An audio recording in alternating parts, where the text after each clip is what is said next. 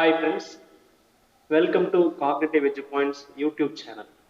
இந்த வீடியோ சீரீஸில் நம்ம 2017 வருஷம் நடந்த பாலிடெக்னிக் டிஆர்பியில் கெமிஸ்ட்ரி கொஷின் பேப்பரில் வந்த கொஸ்டின்ஸ் அண்ட் ஆன்சர்ஸை வித் எக்ஸ்பிளனேஷன்ஸோட பார்த்துட்டே வரும். அந்த வரிசையில் இன்னைக்கு நம்ம பார்க்க போகிறது unit 4. Unit 4 chemistry of transition elements, inorganic reaction mechanisms, bio inorganic chemistry and spectroscopy. இதெல்லாம் தான் யூனிட் 4ல் இருக்குது. இதனோட சிலபஸ் பெரிய யூனிட் இருக்கிறதுலையே ஃபர்ஸ்ட் பார்ட்டில் வந்து chemistry of transition elements, coordination chemistry, isomerism, stability constant, CFT, term symbols தான் இருக்குது. செகண்ட் பார்ட்டில் inorganic reaction mechanism, substitution reaction, trans effect, redox reactions, photochemistry, lanthanide ஆண்டனைடுடைய கெமிஸ்ட்ரி, மெட்டல் கார்பனைல்ஸ் அதனுடைய applications, இதெல்லாம் second பார்ட்டில் பெருசாக இருக்குது. தேர்டு பயோ இன்ஆர்கானிக் கெமிஸ்ட்ரி இருக்குது.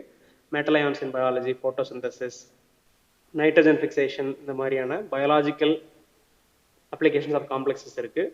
ஃபோர்த்து ஸ்பெக்ட்ராஸ்கோபி இருக்குது. நம்ம இதை எப்போவுமே ஸ்பெக்ட்ராஸ்கோப்பியோட சேர்த்து பார்க்க போகிறோம். அப்போ மீதி இருக்கிற பார்ட்டில் வந்த கொஷின்ஸை மட்டும் நம்ம இன்னைக்கு பார்க்கலாம். இப்போ அந்த யூனிட் 4ல் வந்த முதல் question, which is correctly matched. இப்போ 4 ஆப்ஷன்ஸ் கொடுத்துருக்காங்க. ஒரு காலமில் வேரியஸ் டீகான்ஃபிகரேஷன், இன்னொரு காலமில் கிரவுண்ட் ஸ்டேட் கொடுத்துருக்காங்க, அதாவது டேர்ம் சிம்பிள் கொடுத்துருக்காங்க. இப்போ டேர்ம் சிம்பிளோட நம்ம எது கரெக்டாக மேட்ச் ஆகிருக்குன்னு கண்டுபிடிக்கணும். இப்போ டேர்ம் சிம்பிள் எப்படி கண்டுபிடிக்கிறதுன்னு நமக்கு தெரிஞ்சிருக்கணும். இப்போ டேர்ம் சிம்பிள் கண்டுபிடிக்கிறதுக்கான கிரவுண்ட் ஸ்டேட் டேர்ம் சிம்பிளுக்கான ஃபார்முலா 2s + 1 LJ. இப்போ எல்ன்றது ஆங்குலர் மொமெண்டம் குவாண்டம் நம்பர், அடுத்தது ஸ்பின்னு, அடுத்தது ரெண்டுடைய கப்ளிங், ரெண்டையும் சேர்த்த வேல்யூஸை நம்ம சொல்ல போகிறோம். இது எப்படி கண்டுபிடிக்கணும்? ஃபர்ஸ்ட் நம்ம எல் வேல்யூ கண்டுபிடிக்கணும், அடுத்தது ஸ்பின் மல்டிப்ளிசிட்டி 2s + 1 கண்டுபிடிக்கணும், அடுத்தது ஜே வேல்யூ கண்டுபிடிக்கணும். ஸோ ஒரு எக்ஸாம்பிளுக்கு நம்ம ஒர்க் அவுட் பண்ணுவோம். ஃபர்ஸ்ட் ஏக்கு D9 கான்ஃபிகரேஷன்றது இதுதான். டி ஆர்பிட்டாலில் 5 ஆர்பிட்டாலில் 9 எலக்ட்ரானை ஃபில் பண்ணியிருக்கோம், ஒரே ஒரு அன்பேட் எலக்ட்ரான் மட்டும் இருக்கும். ஸோ எல் வேல்யூ கண்டுபிடிக்கணுமா, எல்லாத்துடைய எல் வேல்யூஸ் மேலே கொடுத்துருக்கிறபடி 2, 1, 0, -1, -2 எல்லாத்தையும் ஆட் பண்ணோம்னா நமக்கு கிடைக்கிறது தான். ஸோ ஒவ்வொரு எலக்ட்ரானுக்கு ஆட் பண்ணுங்க, ரிசல்ட் வந்து நமக்கு 2ன்னு கிடைக்கும். ஏன்னா 4 எல்லாமே பேர்டுனால இது எல்லாமே கேன்சல் ஆகிடும். ஒரே ஒரு ரிமைனிங் பேர்டு எலக்ட்ரான் மட்டும் இருக்கிறதுனால you will get the answer of 2. இப்போ 2க்கு கரஸ்பாண்டிங் ஸ்டேட் என்னன்னா L = 2 கிடைச்சா Dன்றதை நம்ம யூஸ் பண்ண போகிறோம். ஸோ D கரெக்டாக தான் கொடுத்துருக்காங்க. அடுத்தது 2s + 1, ஒரு எலக்ட்ரான் தான் இருக்குது, மீதி எல்லாமே பேர்டு. ஸ்பின்னுக்கு கான்ட்ரிபியூட் பண்ண போகிறது இந்த ஒரு எலக்ட்ரான் தான். So half value 2s + 1 2 × 1/2 1 1 + 1 2. So 2வும் கரெக்டாக தான் கொடுத்துருக்காங்க. 2s + 1 = 2. அடுத்தது 5/2. இந்த சிஸ்டம் வந்து மோர் தென் ஹாஃப் ஃபீல்டு. அப்போ ஜே வேல்யூ வந்து L + S. So L value நம்ம ஆல்ரெடி கண்டுபிடிச்சோம், 2 கிடைச்சிருக்கு. எஸ் வேல்யூ எவ்வளோ கிடைச்சிருக்கு? Half.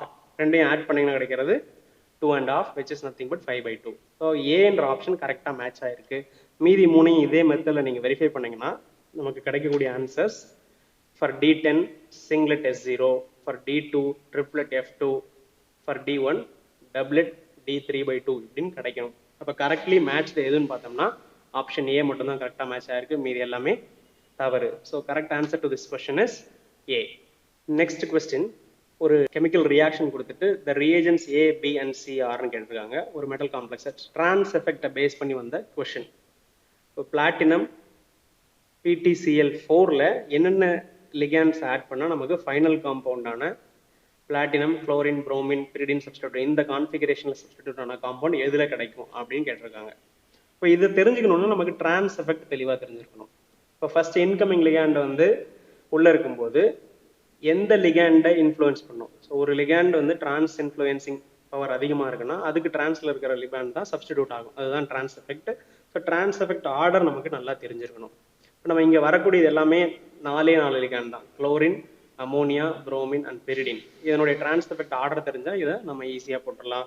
So overall trans effect order இங்கே கொடுத்துருக்கோம். அதில் நமக்கு தேவையான 4 லிகாண்டோடைய டிரான்ஸ் எஃபெக்ட் ஆர்டர் இங்கே இருக்குது. புரோமின் தான் ஹைலி டிரான்ஸ் டைரக்டிங், Cl அடுத்தது, பெரிடின் அடுத்தது, அதுக்கடுத்து அமோனியா. ஸோ இதை பேஸ் பண்ணி நம்ம ஒவ்வொரு ரியாக்ஷனாக சப்ஸ்டிடியூட் பண்ணி நமக்கு டிசைடு ப்ராடக்ட் கிடைக்குதான்னு பார்க்கணும். எப்படின்றத நம்ம ஒரு இதுக்கு ஒர்க் அவுட் பண்ணி காட்டுறோம், நீங்கள் மீதியை ஹோம் ஒர்க்காக ட்ரை பண்ணுங்கள்.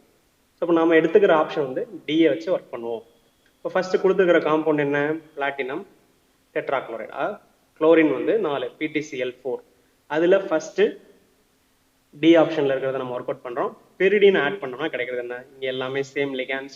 ஸோ சிம்பிள் சப்ஸ்டிடியூஷன், குளோரின் வெளியில் போயிட்டு நமக்கு பெரிடின் சப்ஸ்டிடியூட் ஆகிடும். இதுக்கு அடுத்தது என்ன லிகாண்ட் ஆட் பண்ண கொடுத்துருக்காங்க? ஆப்ஷன் பி டியில் பிஆர் மைனஸ். இப்போ பிஆர் மைனஸை நம்ம ஆட் பண்ண போகிறோம்.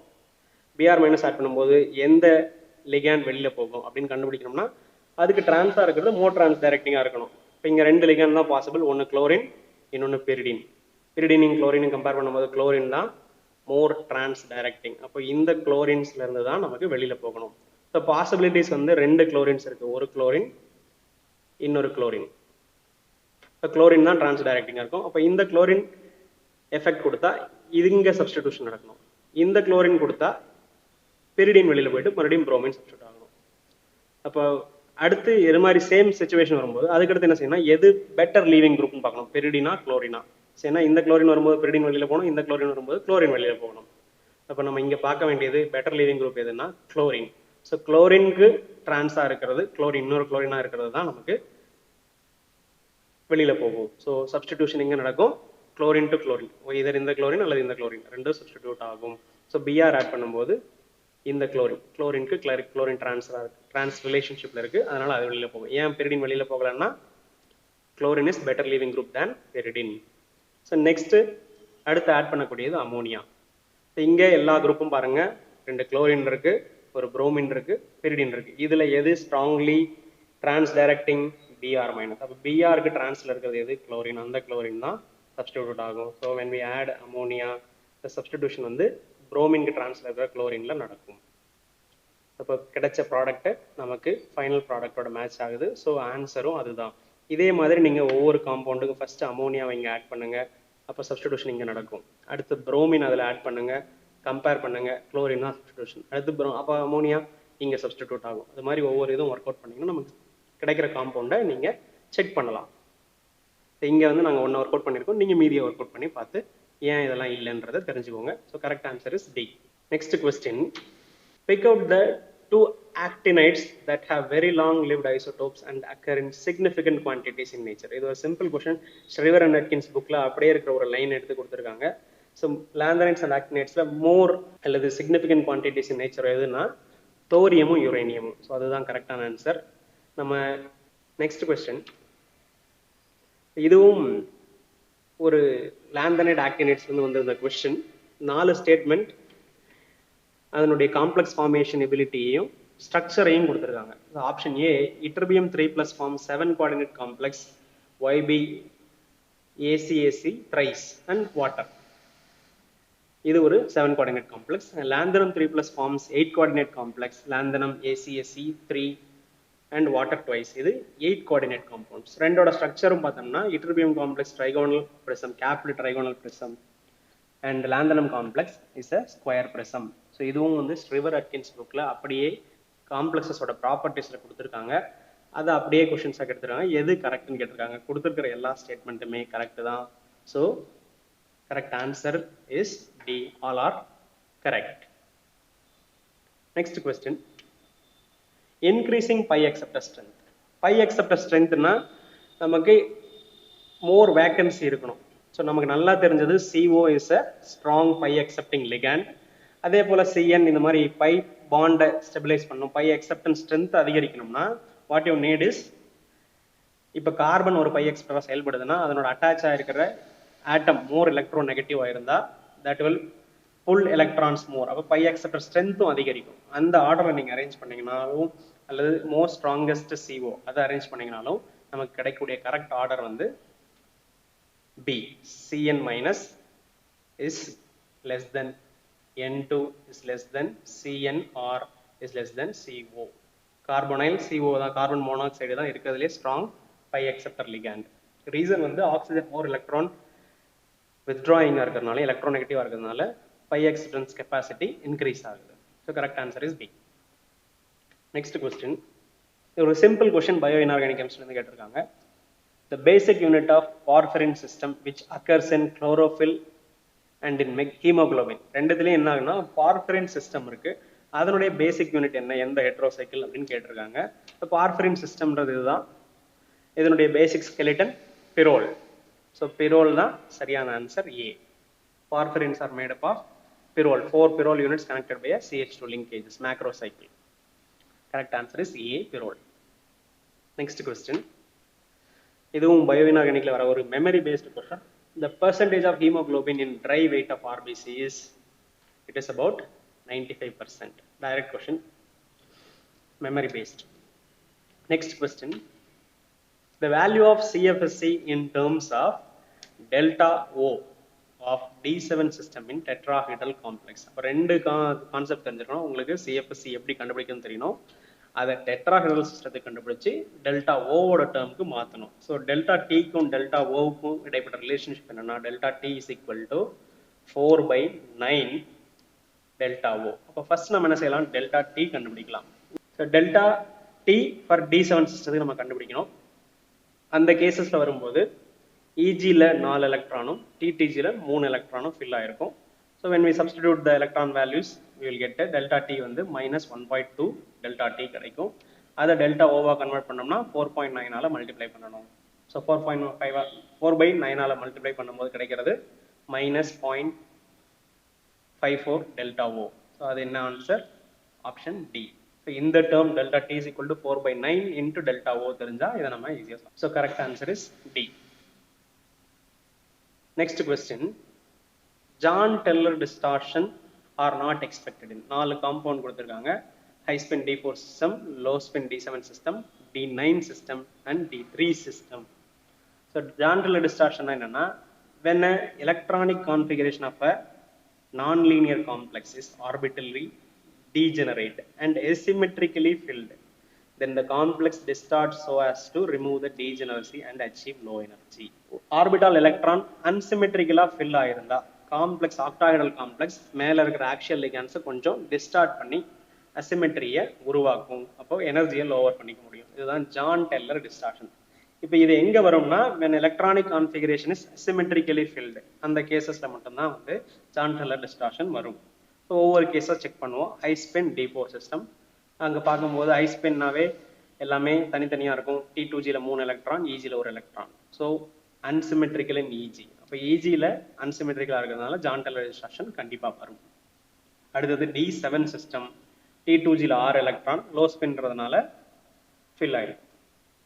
T2Gல 6 எலக்ட்ரான், EGல 1. மறுபடியும் பார்த்தோம்னா EGல அன்சிமெட்ரிக்கலாக இருக்கு. So Jahn Teller distortion is expected. D9 system, T2G6, EG3 unsymmetrical in EGல இருக்கிறதுனால இங்கேயும் Jahn Teller distortion is expected. அடுத்தது D3 சிஸ்டம், இங்க கால்குலேட் பண்ணும்போது T2Gல 3 எலக்ட்ரான் சிமெட்ரிக்கல், EGல 0 again symmetrical. So totally symmetrically ஃபில்லா இருந்தா we cannot get a Jahn Teller distortion. இப்போ ஃபுல்லா சிமெட்ரிக்கலா இருந்தா என்ன ஆகும், ஜான் டெல்லர் டிஸ்டார்ஷன் கிடைக்காது. அப்போ கரெக்டான ஆன்சர் என்ன, டி. D3 சிஸ்டத்துல we cannot expect John Teller distortion. Next question, which is correctly matched. So இது வந்து ஒரு மெட்டல் ஃப்ரேம் ஒர்க்ல லெஃப்ட் சைடில் கிளஸ்டர் வேலன்ஸ் எலக்ட்ரான்ஸையும் ரைட் சைடில் ஸ்ட்ரக்சர் ஆஃப் மெட்டல் ஃப்ரேம் ஒர்க்கையும் கொடுத்துருக்காங்க. அப்போ இதை கரெக்டாக மேட்ச் பண்ணியிருந்தோம்னா எது கரெக்ட்லி மேட்ச்னு கண்டுபிடிக்கணும். ஸோ இது பார்த்தோம்னா ஹூவி புக்கில் ஒரு சிம்பிள் டேபிள் கொடுத்துருக்காங்க. Geometry and cluster valence electrons இதில் தான் எடுத்திருக்காங்க. அப்போ ஒவ்வொரு ஜாமெட்ரிக்கும் கரெக்டான எலக்ட்ரானிக் கான்ஃபிகரேஷனை பண்ணோம்னா ஆக்டாஹெட்ரனுக்கு 86, ட்ரைகோனல் ப்ரிசம்ஸ்க்கு 90, ட்ரைகோனல் பைபிரமிடலுக்கு 72, ஸ்கொயர் பிரமிட்க்கு 74 எலக்ட்ரான்ஸ் இருக்கணும். இப்போ கரெக்டாக மேட்ச் பண்ணியிருக்கிறது ஆக்டாஹெட்ரனுக்கு மட்டும்தான். அதுதான் சரியான ஆன்சர். மீதி 3ம் தவறாக மேட்ச் பண்ணியிருக்காங்க. Correct answer is A. Next question, pick out the correct decreasing order of stability of the complex ion is. இப்போ 4 காம்ப்ளெக்ஸஸ் கொடுத்துருக்காங்க. ஒரு மெர்குரி காம்ப்ளெக்ஸ், ஒரு காப்பர் காம்ப்ளெக்ஸ், ஒரு கோபால்ட் காம்ப்ளெக்ஸ், ஒரு அயன் காம்ப்ளெக்ஸ். ஒவ்வொன்றையும் மாறி மாறி அரேஞ்ச் பண்ணி கொடுத்துருக்காங்க. எது மோர் ஸ்டேபிள், எது லீஸ்ட் ஸ்டேபிள் நமக்கு தெரியணும். ஸோ மெட்டல் காம்ப்ளெக்ஸஸோட ஸ்டெபிலிட்டி அஃபெக்ட் பண்ணுற ஃபேக்டர்ஸ் என்னன்னா charge and size of the cation and principal quantum number. Second, லிகாண்டோட strength and hard soft compatibility, chelate effect. இங்கே எதுவுமே கீலேட் லிகாண்ட் இல்லை. ஸோ ஃபர்ஸ்ட் 2 ஃபேக்டர்ஸை மட்டும் தான் நம்ம பார்க்க போகிறோம். இப்போ ஃபர்ஸ்ட் பார்க்கும்போது மெட்டல் அயனுடைய ப்ராப்பர்ட்டிஸை பார்க்கணும், சார்ஜ், சைஸ் எல்லாத்தையும் கம்பேர் பண்ணணும், அண்ட் பிரின்சிபல் குவாண்டம் நம்பரை பார்க்கணும். ஸோ பிரின்சிபல் குவாண்டம் நம்பர், அதிக சார்ஜ், சின்ன கேட்டையான், இதெல்லாம் மேட்ச் ஆனால் that will have high crystal field stabilization energy. அப்போ அதுதான் மோர் ஸ்டேபிளாக இருக்கும்.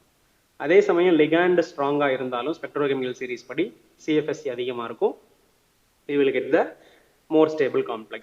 அப்புறம் மெட்டல் ஹார்டு லிகண்ட் ஹார்டு ரெண்டுமே மேட்ச் ஆனாலும் நமக்கு காம்ப்ளெக்ஸ் மோர் ஸ்டேபிளாக இருக்கும். அப்போ இந்த ஆஸ்பெக்டில் நீங்கள் ஒரே ஒரு ஃபஸ்ட்டு ஏதாவது ஒன்றை செக் பண்ணுங்கள். லிகேண்டோடைய ஸ்பெக்ட்ரோகெமிக்கல் சீரீஸை நீங்கள் அரேஞ்ச் பண்ணிங்கனாலும் சரி, இல்லை பிரின்சிபல் குவாண்டம் நம்பர் அரேஞ்ச் பண்ணிங்கனாலும் சரி, சைஸ் அரேஞ்ச் பண்ணிங்கனாலும் சரி, எல்லாத்துக்கும் உங்களுக்கு மேட்ச் ஆகக்கூடியது ஆப்ஷன் டி மட்டும்தான். ஹெச்ஜி பார்த்தீங்கன்னா principal quantum number 5D, strong ligand, hards of கம்பேட்டிபிலிட்டியும் கரெக்டாக இருக்கும்.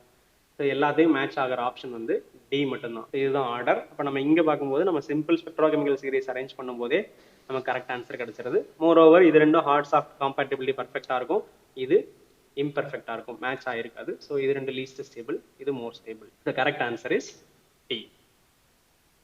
Next question, pick out the optically inactive compound from the following. 4 compound கொடுத்துருக்காங்க, அதில் எது ஆப்டிகலி இன்ஆக்டிவ்? இப்போ ஆப்ஷன் ஏ வந்து cobalt EN3 ethylene diamine complex. அடுத்து ஆப்ஷன் பி வந்து குரோமியம் ஆக்சலேட்டோ. ரெண்டுமே காமன் டைப் என்னன்னா MAA3, ரெண்டு bidentate ligand, same bident AA type ligand. அந்த மாதிரியான காம்பவுண்ட் தான் அதனுடைய ஜாமெட்ரி நீங்கள் பார்த்தீங்கன்னா ஸோ இது மாதிரி இருக்கும், ப்ரொப்பெல்லர் ஷேப்பு. தோ தே ஆர் சிமெட்ரிக்கல் லிகாண்ட்ஸ், நம்ம காம்ப்ளெக்ஸாக மாறும்போது ப்ரொப்பெல்லர் ஷேப்பில் வரனால இது ரெண்டுமே ஆப்டிகலி ஆக்டிவ், ஒரே மாதிரியான ஜாமெட்ரி தான். So cobalt EN3 tris ethylene diamine கோபால்ட்டும் ட்ரிஸ் ஆக்சலேட்டோ குரோமியமும் optically active. So A B கிடையாது. அடுத்தது C, cis 2 chlorine 2 ethylene diamine MAA2 X2 அல்லது B2 அந்த மாதிரியான ஒரு டைப். ஸோ இங்கே இதனுடைய ஜாமெட்ரி பார்க்கும்போது சிஸ் காம்பவுண்டாக இருந்தால் that will have non superimposable mirror image, அது வந்து ஆப்டிகலி ஆக்டிவாக இருக்கும். That leaves only one option, அதை செக் பண்ணாலும் அதுதான் ஆன்சர். ட்ரான்ஸ் ஆகும்போது எத்திலின் டையமின் அதனுடைய பிளேன்ல நீங்க கட் பண்ணீங்கன்னா you can get a plane of symmetry.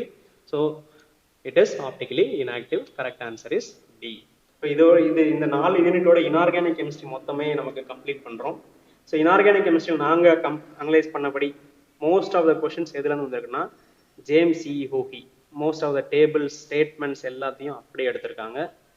Second அதிக கொஸ்டின் ஷேர் எதில் இருக்குன்னா Shriver and Atkins inorganic chemistry books. அதுலேருந்து இன்ஆர்கானிக் பார்ட்டில் நிறைய கொஸ்டின் கேட்டிருக்காங்க.